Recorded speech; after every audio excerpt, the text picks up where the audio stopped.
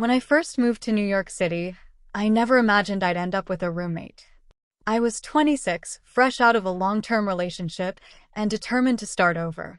But New York is expensive, and after a week of apartment hunting, I realized I couldn't do it alone. That's when I met Ryan Carter. He was 28, a graphic designer, easygoing, and most importantly, already had a two-bedroom apartment in Brooklyn. We met through a mutual friend, and after one short conversation, he said, "If you don't mind my late-night work habits, the spare room's yours." I moved in the following weekend. Ryan was friendly, clean enough, and had a way of making the apartment feel alive. Still, I kept my guard up. After all, I'd just left a relationship and wasn't looking for complications. Or so I thought. It happened on a Tuesday morning. I'd overslept, and with an important meeting ahead, I rushed into the shower, steam filling the small bathroom. I had just rinsed the shampoo out of my hair when the door creaked open. "Sorry, I didn't know you were in here." Ryan's voice filled the air as he froze in the doorway. I yelped, pulling the shower curtain tightly around me. "Ryan, privacy." His face flushed bright red. "I swear, I thought you already left." Sorry. He shut the door so fast I thought the handle might break. When I finally stepped out, wrapped in a towel, I found him in the kitchen, pacing like a guilty child. "I'm so sorry," he stammered. "I should have knocked." I couldn't help but laugh. "Yes, you should have. But it's fine. Just, let's agree that knocking is mandatory from now on." He nodded furiously. "Deal." It should have been just an embarrassing moment, the kind you laugh off and forget. But for some reason, it shifted something between us. After that day, things felt different. Ryan started knocking on my door for everything, even when he just wanted to ask if I wanted pizza. At first, I teased him. "You don't need to knock just to say hi." "Better safe than sorry," he'd reply, grinning. But beyond the jokes, I noticed something else. We started talking more. Long conversations in the kitchen while dinner cooked, late-night chats on the couch about life, dreams, regrets. He told me about his mom, who raised him alone after his dad left. I told him about my breakup, about how I felt like I'd failed at love. For the first time in months, I felt seen. Still, I kept telling myself it was nothing. He was my roommate, nothing more. I couldn't blur those lines.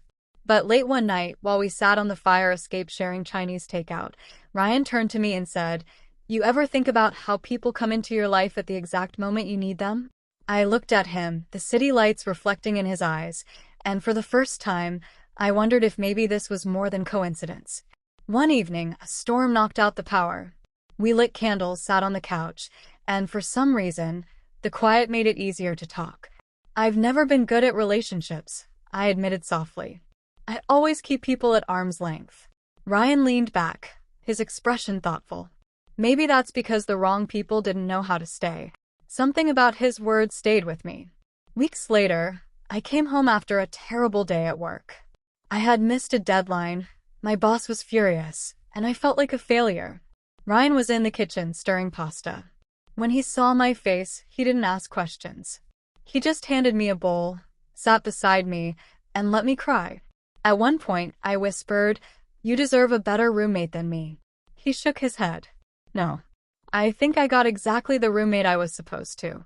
And just like that, I felt something shift inside me. It wasn't about the shower incident anymore. That was just the beginning. What really changed everything was the way Ryan showed up, consistently, quietly, without expecting anything in return. I realized I had started looking forward to our conversations, our dinners, even just knowing he was there. I realized I cared. It happened one late night.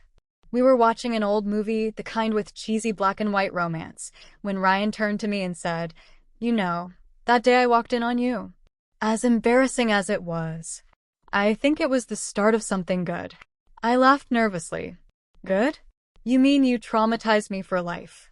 He grinned, then grew serious. "No. I mean, it made me realize how much I care about you. More than I should, probably." My heart raced. I wanted to run, to hide, to protect myself. But instead, I whispered, "What if I feel the same?" The look on his face, relief, joy, disbelief, said everything. From that night on, things weren't the same. We didn't rush, didn't throw ourselves into anything reckless. Instead, we built something steady. We were still roommates, still friends, but now there was something deeper. Late-night conversations turned into holding hands. Cooking dinner turned into stolen glances and quiet laughter. The apartment, once just a place to survive, became a home. Looking back now, I laugh at how it all started, a silly, awkward mistake in the bathroom. Something that should have been nothing more than an embarrassing memory. But it was the spark. Because what really changed everything wasn't that moment itself. It was everything that came after. The conversations, the laughter, the trust, the love I never expected to find in a roommate. Now, every time I think about that day, I don't feel embarrassed anymore. I feel grateful. Because sometimes the moments that seem like accidents are really just the beginnings of everything you didn't know you needed.